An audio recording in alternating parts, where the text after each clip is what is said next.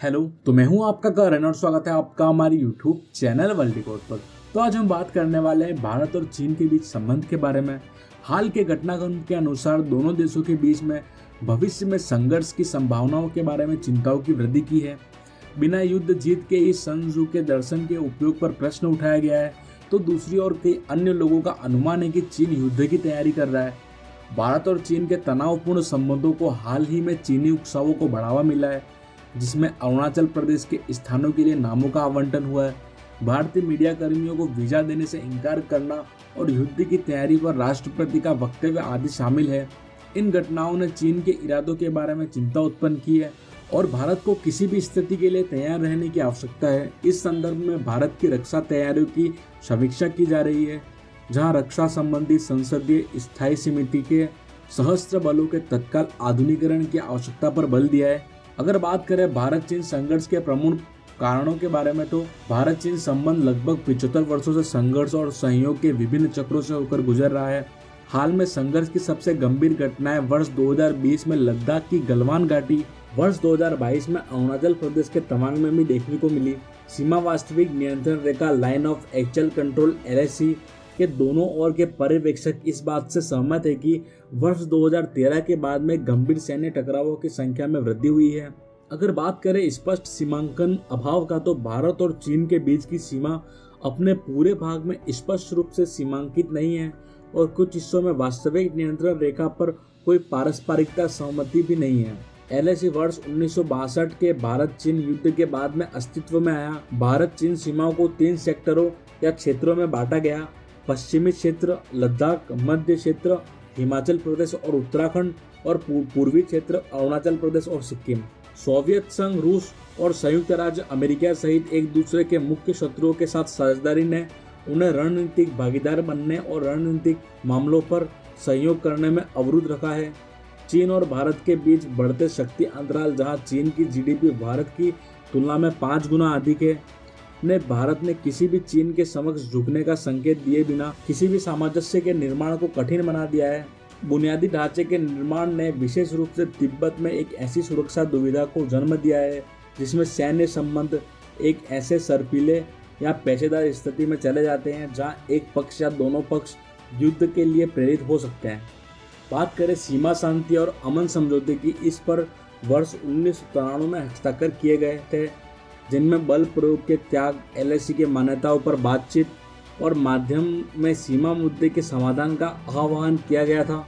LAC पर सैन्य क्षेत्र के विश्वास निर्माण उपायों के समझौते पर बात करें तो इस पर वर्ष 1996 में हस्ताक्षर किए गए थे, जिसमें LAC पर असहमति को हल करने के लिए गैर आक्रामकों के बड़े सैन्य आवागमन की पूर्व सूचना देने और मानचित्रों के आदान प्रदान की प्रतिज्ञा दी गई थी।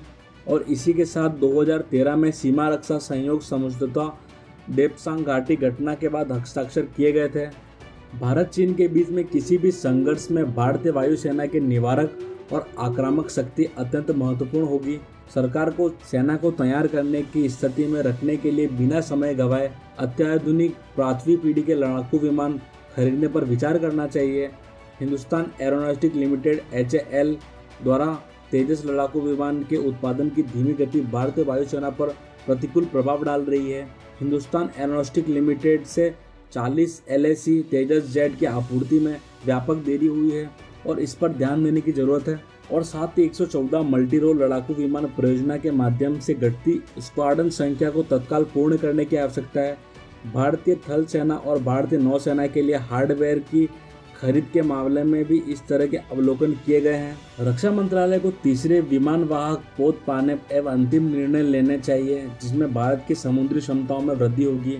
समिति के अनुशंसा की भारत की प्रतिरोधी मृदा को बनाए रखने के लिए रक्षा क्षेत्र के लिए आवंटन को सकल घरेलू उत्पाद के 3% तक बढ़ाना चाहिए। अगर बात करें आगे की, तो आगे के लिए सही बात कहें तो किसी भी गलतफहमी या तनाव वृद्धि से बचने के लिए संचार के खुले चैनल बनाए रखना महत्वपूर्ण है। साथ ही भारत को अपने रक्षा अधिग्रहण योजनाओं का पूर्व मूल्यांकन करने की आवश्यकता है कि वे केवल क्षमता रखने के बजाय दीर्घकालीन स्थिरता के लिए तैयार है या नहीं। भारत को चीन के साथ में संघर्ष की संभावनाओं के लिए तैयार रहने की आवश्यकता है, विशेष रूप से नेशनल पीपल्स कांग्रेस के चीनी राष्ट्रपति के हाल के वक्तव्य को देखते हुए इस तैयारी के भारत की सैन्य क्षमताओं को बढ़ाना शामिल होना चाहिए, विशेष रूप से भारतीय वायुसेना, भारतीय थल सेना और भारतीय नौसेना में, और साथ ही रक्षा के लिए प्राप्त धन आवंटन। रक्षा संबंधी संसदीय स्थायी समिति ने अनुशंसा की है कि भारत के प्रतिरोधी रूप को बनाए रखने के लिए रक्षा क्षेत्र के लिए आवंटन के सकल घरेलू उत्पाद का 3% होना चाहिए। भारत सरकार को इस अनुशंसा पर गंभीरता से विचार करना चाहिए और विदेशों से आपातकालीन आयुध खरीद पर निर्भर रहने की बजाय रक्षा के लिए पर्याप्त धन आवंटित करना चाहिए। शक्ति की भारत को ऐसी बातचीत की रणनीति अपनानी चाहिए कि वो संपर्ण के बजाय अपनी क्षमता पर शक्ति पर बल दे। इसमें सौदेबाजी के लिए शक्ति के साथ उपस्थित होना और यह स्पष्ट करना शामिल होगा कि भारत अब हितों की रक्षा के लिए तैयार है, और साथ ही सीमा पर अवसंरचना जैसे कि सड़क और पुल का विकास दोनों देशों को दूरस्थ क्षेत्रों तक पहुंचने में मदद कर सकते हैं और किसी भी गलतफहमी या संघर्ष की संभावनाओं को कम कर सकते हैं। आज के लिए बस इतना ही। वीडियो को अंत तक देखने के लिए धन्यवाद। वीडियो पसंद आया तो वीडियो को लाइक करें व हमारे यूट्यूब चैनल वर्ल्ड डिकोड को सब्सक्राइब करें। Thank you so much guys.